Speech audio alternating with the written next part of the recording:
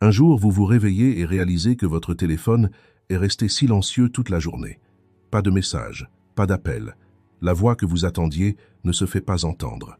Au lieu de ressentir un manque, une étrange sensation vous envahit, la paix. Jusqu'à cet instant, vous n'aviez pas réalisé que vous ne respiriez que sous le regard des autres.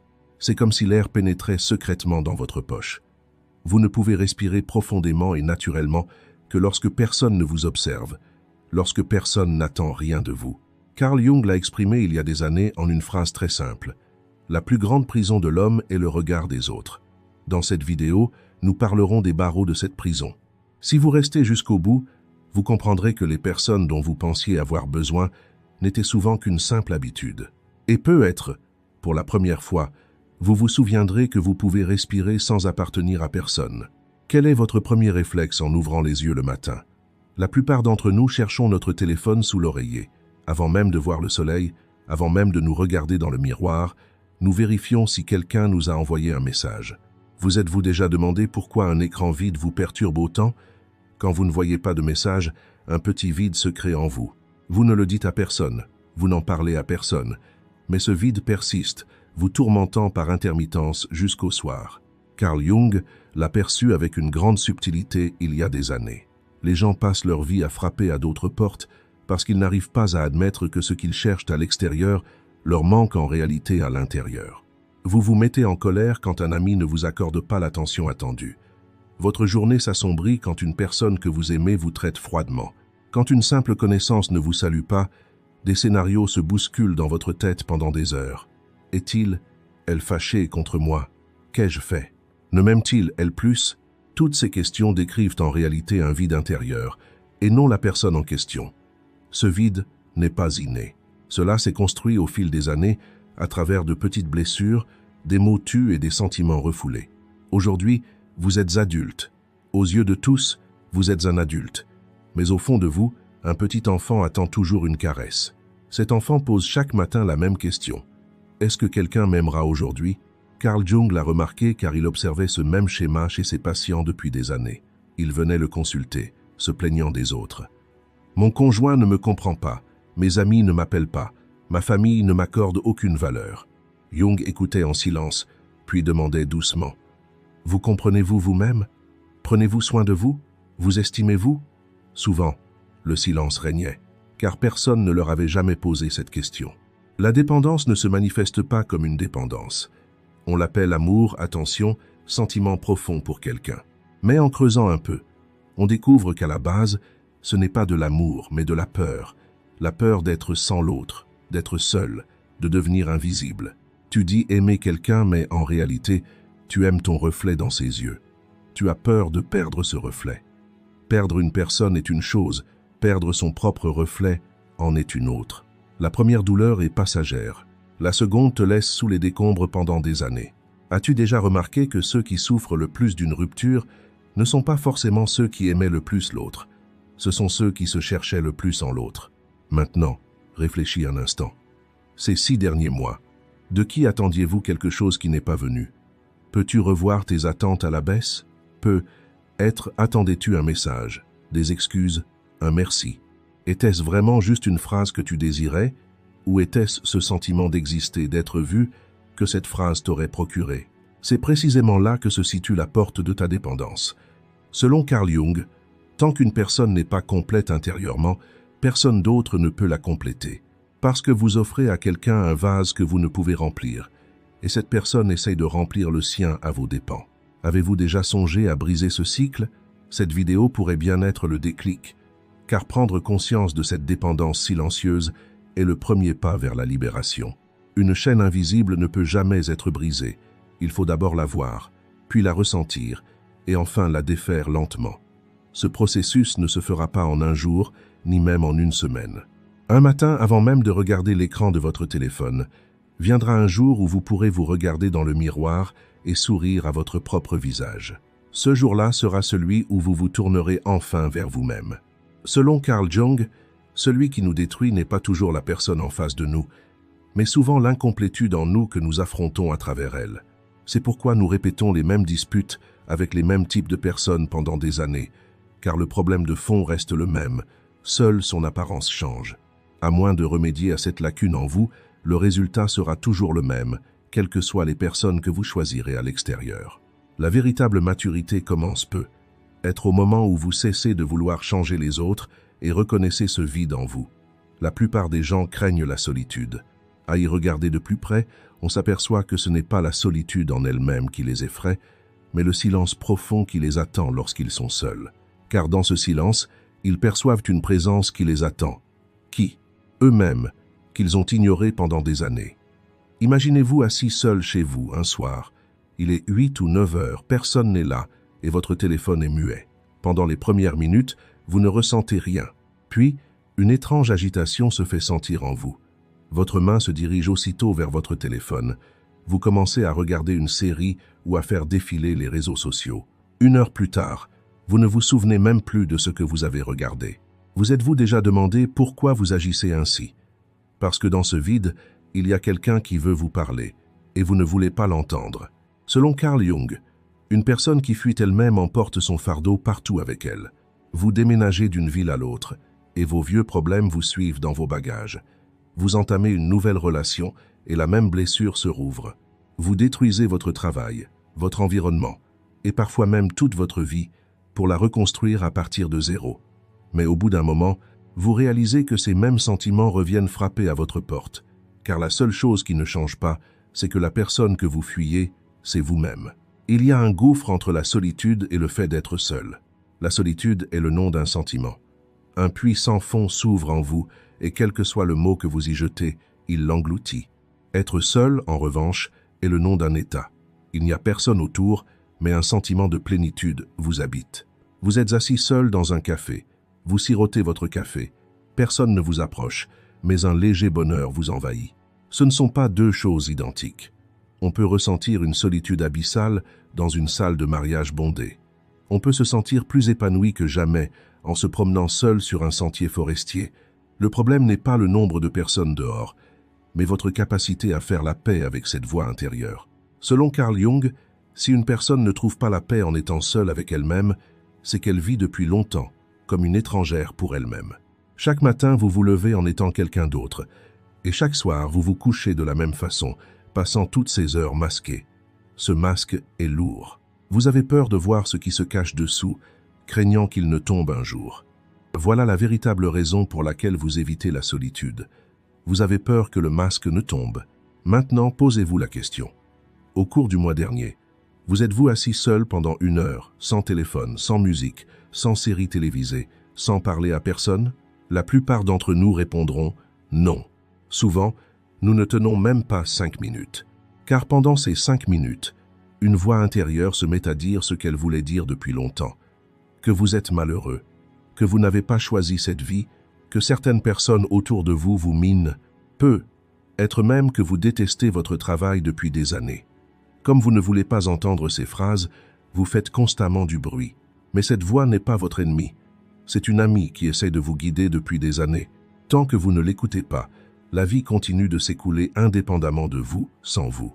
Apprendre à être seul n'est pas une punition, mais un véritable cadeau. Pouvoir dîner sans parler à personne, passer un week-end sans programme et sans culpabiliser, s'asseoir sur un banc dans un parc en lisant un livre sans se soucier des regards compatissants autour de soi. Tout cela est en réalité un signe de liberté. Sans faire l'expérience de cette liberté, aucune relation que vous tisserez avec les autres ne sera authentique. Car celui qui fuit lui-même ne sait pas comment se tenir aux côtés d'autrui. Il ne sait que se réfugier. Selon Carl Jung, une personne mature est quelqu'un qui sait être seul. Quelqu'un qui ne se fait pas de mal lorsqu'il est seul, qui se traite comme un invité. Au fond de lui, il y a quelqu'un à qui dire bonjour au réveil et bonne journée avant de poser la tête sur l'oreiller le soir. Le jour où vous rencontrez cette personne, plus aucun bruit extérieur ne vous blesse vraiment. Même si le téléphone ne sonne pas, même s'il n'y a pas de message, rien ne manque, car vous n'attendez plus personne. Vous avez déjà rencontré la personne que vous attendiez. Cette personne, c'est vous. Être que ce soir, en tamisant la lumière, en rangeant votre téléphone et en écoutant simplement votre respiration, vous vous sentirez vraiment chez vous pour la première fois de votre vie. La plupart d'entre nous fuyons en réalité non pas la solitude, mais la rencontre avec soi-même. Car cette pièce silencieuse en nous attend patiemment de régler les comptes de tous les rôles que nous avons joués tout au long de notre vie. Une fois entré dans cette pièce, il est peu, être impossible d'en sortir, car on ne peut plus jamais revivre ces années passées à porter un masque de la même manière. C'est peu, être pourquoi les gens préfèrent faire du bruit tout au long de leur vie plutôt que d'être seuls avec eux-mêmes. Éviter la confrontation est plus facile que d'ignorer la vérité. À quel moment de votre vie avez-vous commencé à vous percevoir à travers le regard des autres? Peut être à l'école primaire. Un professeur vous a-t-il réprimandé devant toute la classe? Peut être la phrase de votre mère. Que vont dire les autres? Résonnait-elle sans cesse dans votre tête? Un jeune enfant perçoit cela comme une menace et prend une décision silencieuse. Puisqu'ils ne m'aiment pas si je ne suis pas comme ça, je serai comme eux. Cette décision marque le début d'un fardeau invisible que vous porterez toute votre vie. Les années passent, vous grandissez. Vous allez à l'université, trouvez un travail, vous vous mariez, vous avez des enfants, mais cet enfant intérieur demeure toujours là, se demandant encore. Que vont dire les autres? S'effondrant au moindre regard, se relevant au moindre mot. Selon Carl Jung, dès l'instant où une personne commence à confondre l'image qu'elle renvoie aux autres avec la réalité, elle oublie son propre visage. Vous vous regardez dans le miroir, mais la personne que vous y voyez n'est pas vous. C'est l'enfant que votre mère imaginait pour vous, le modèle social de la réussite ou le partenaire dont votre conjoint rêve. C'est l'incarnation parfaite, pour vos enfants, du rôle de bonne mère, bon père. Alors, où vous situez-vous dans ce tableau? Vous ne pouvez pas répondre ici, car celui ou celle qui a vécu si longtemps selon les désirs des autres se retrouvera un jour perdu elle se demandera « Que veux-je » Elle n'aura pas de réponse. Ou même elle en aura une, elle aura honte de la dire. Elle restera silencieuse pensant « Mon rêve est trop grand, il paraîtra ridicule ». Essayez de vous souvenir de cette étape importante de votre vie que vous n'avez pas pu franchir par peur du jugement des autres. Vous alliez quitter une ville, mais vous avez changé d'avis à la dernière minute. Vous aimiez un travail, mais vous l'avez laissé inachevé par crainte du regard des autres. Vous aimiez quelqu'un, mais vous l'avez repoussé parce que vous ne pouviez pas l'avouer à votre famille. Maintenant, installez-vous confortablement et voyez si cette liste vous parle. Voici une liste de vies que vous n'avez pas vécues. Le piège de l'approbation fonctionne ainsi. D'abord, votre regard cherche un coup d'œil, puis un sourire, puis des applaudissements. Plus vous en recevez, plus votre soif grandit. Au lieu d'être satisfait, vous en voulez toujours plus. Vous publiez sur les réseaux sociaux et si vous n'obtenez aucun j'aime, un sentiment de frustration s'installe. Vous dites une phrase en groupe et si personne ne rit, vous vous sentez humilié. Vous achetez une nouvelle tenue et si personne ne la remarque, vous ne la porterez plus jamais. Chaque aspect de la vie est consacré à l'attente d'une validation extérieure. Selon Carl Jung, une personne perdue dans la foule doit d'abord se débarrasser de cette foule intérieure pour entendre sa propre voix. Cela signifie faire taire ces voix qui bavardent sans cesse dans votre tête, la voix de votre mère, celle d'un ancien professeur, les voix des tantes du quartier. Ces voix ne sont pas les vôtres.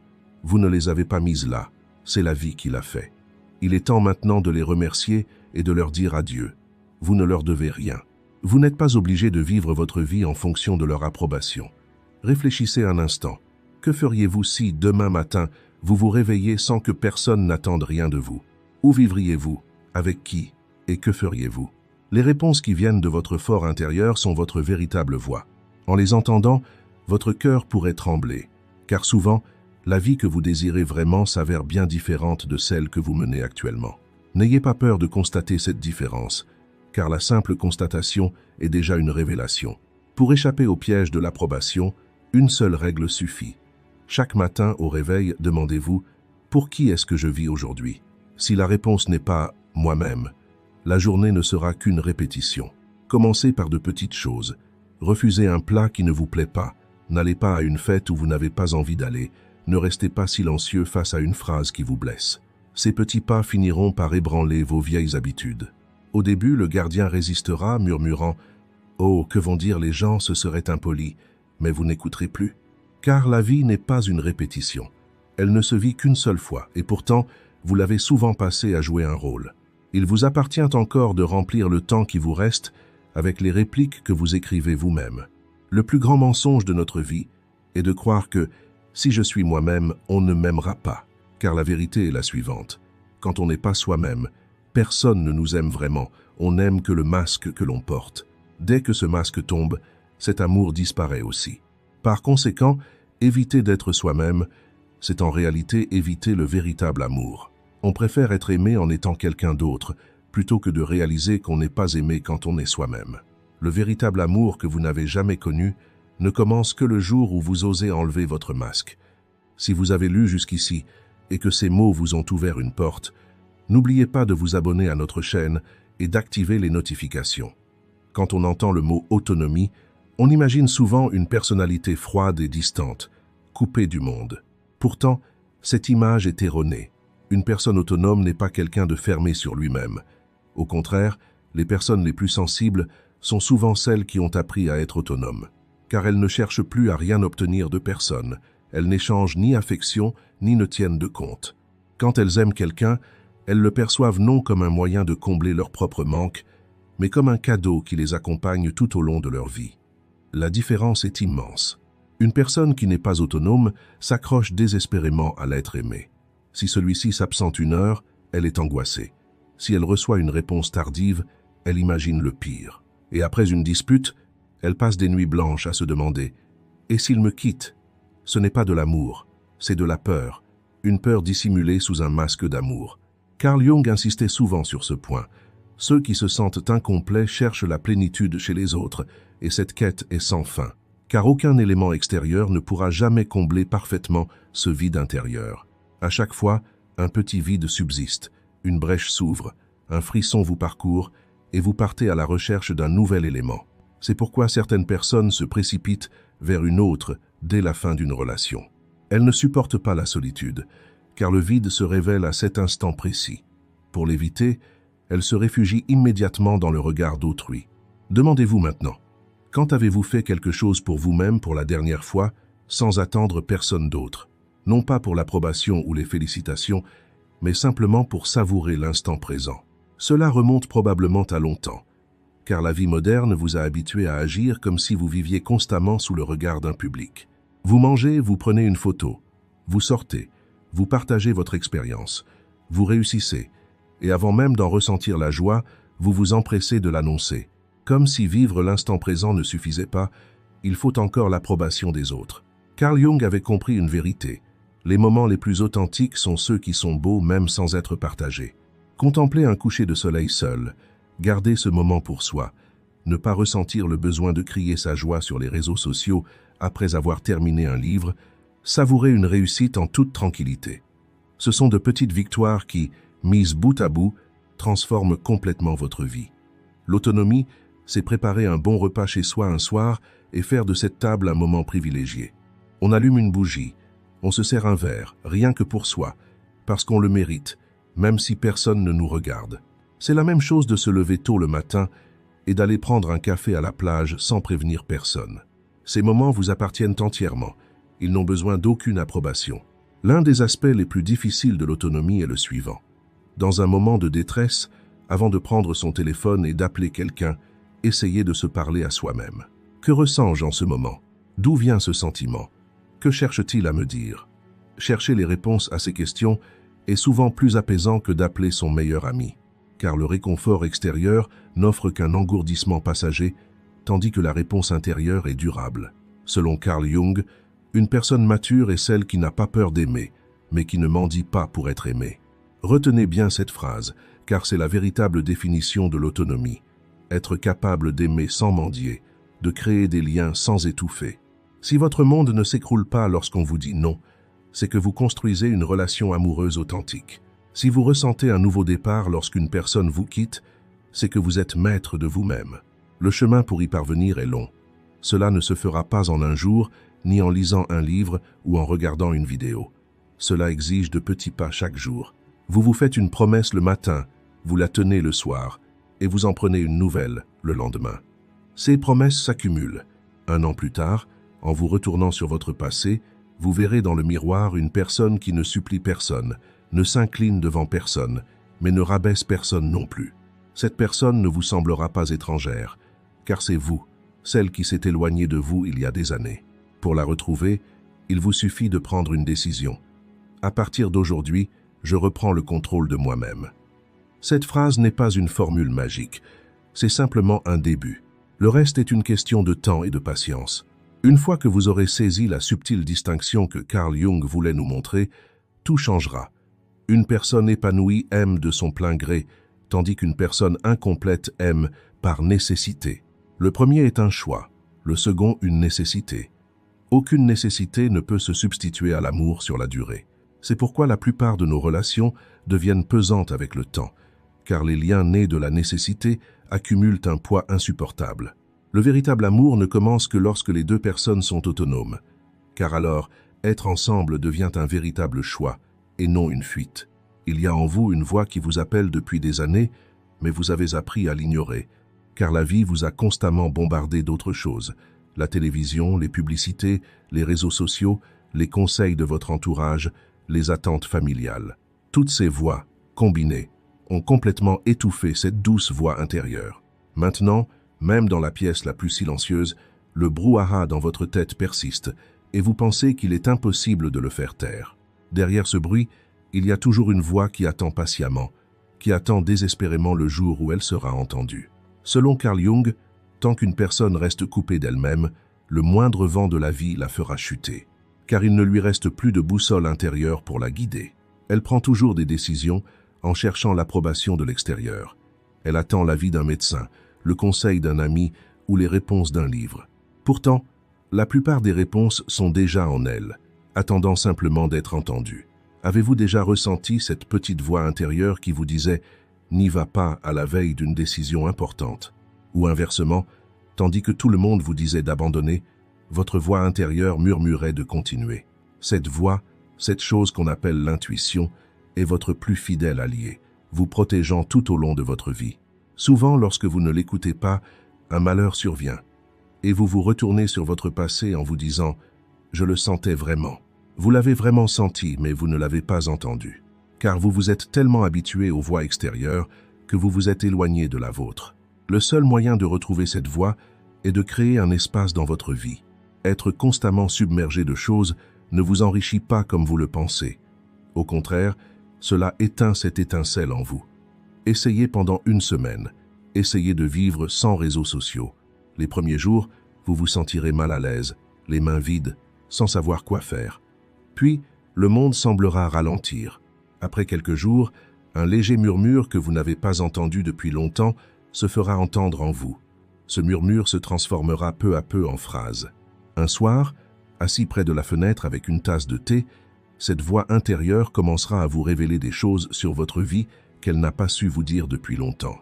Les personnes qui vous épuisent, les choix qui ne vous convenaient pas, les rêves qui sommeillent encore dans un coin, attendant que vous les réalisiez.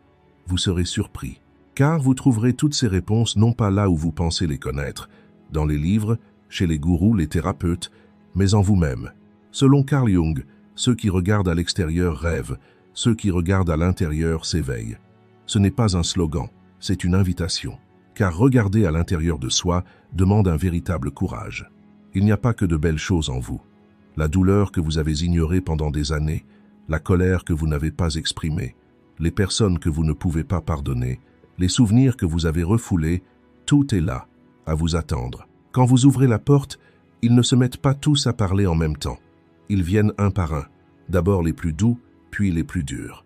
Il faut du temps pour explorer les profondeurs de son être, alors ne vous précipitez pas. Il existe de petits moyens d'écouter sa voix intérieure. Le matin, au réveil, avant même de prendre votre téléphone, fixez le plafond pendant 5 minutes et notez tout ce qui vous vient à l'esprit. Lors de vos promenades, essayez de marcher sans écouteurs. Écoutez le chant des oiseaux, le bruissement du vent dans les feuilles, le bruit de vos pas. Tenez un journal, mais ne cherchez pas la perfection. Écrivez simplement ce qui vous passe par la tête. Parfois, vous écrirez « Je suis fatigué », parfois simplement « Je ne sais pas » et cela suffit. En écrivant, vous apprenez à vous connaître. Un mois plus tard, en relisant vos écrits, vous percevez une cohérence entre les lignes. Cette cohérence vous révèle ce que vous essayez de vous dire depuis des années.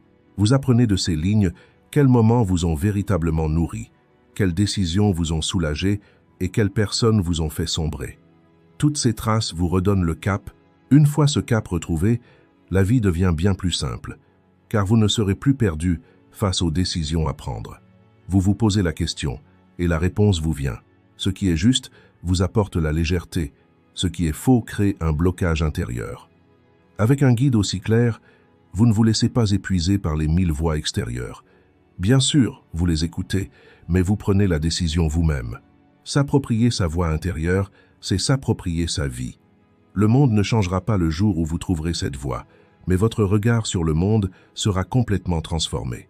La même pluie tombera sur votre fenêtre, mais la personne qui la contemplera sera quelqu'un d'autre. Que toute personne qui entre dans votre vie y soit parce que vous l'avez choisie, non pas parce que vous ne pouvez vivre sans elle, mais parce que vous préférez être avec elle. Dans le premier cas, la personne est dépendante. Dans le second, elle est un véritable être aimé.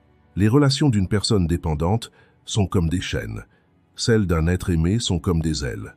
Selon Carl Jung, la véritable maturité est l'état d'une âme capable de se suffire à elle-même sans avoir besoin de l'approbation de quiconque, tout en n'hésitant pas à aimer. Lisez attentivement cette phrase, car elle renferme toute une philosophie de vie. La plupart des gens se situent soit à l'un, soit à l'autre extrême. Certains s'accrochent désespérément à tous, enchaînant leurs proches à eux.